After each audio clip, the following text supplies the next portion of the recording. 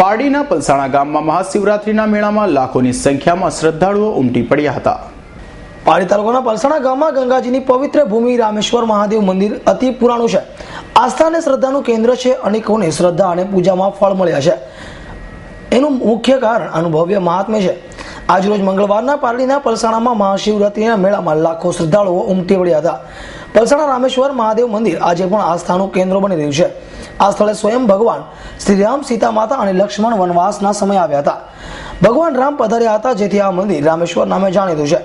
તે સમયે માતા સીતાને પાણી તૃષાની તૃપ્તિ માટે ભગવાન રામે મંદિરની બાજુમાં આવેલ વડના થડ પાસે પોતાની દિવ્ય બાણથી સ્વયં ગંગાજી પ્રગટ કર્યા હતા, અને જે આજે પણ દ્રશ્યમાન છે।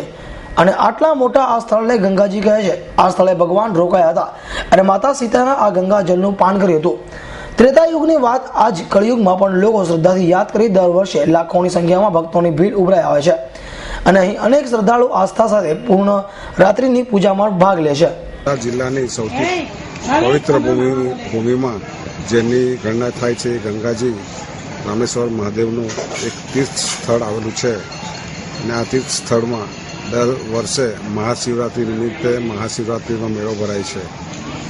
આ વર્ષે મંદિરમાં અનેક લોકો ઉપયોગી સુવિધાને કારણે આ મંદિર પ્રત્યે સમગ્ર વલસાડ જિલ્લાના લોકોમાં ખૂબ જ આસ્થા વધી છે, અને આસ્થા થકી આજે સૌથી વધુમાં વધુ 50,000થી 80,000 જેટલા માણસો આજે આ મેળામાં સવારેથી જ ઉમટી પડ્યા છે। અમૃત પટેલ, S9 ન્યૂઝ, પારડી।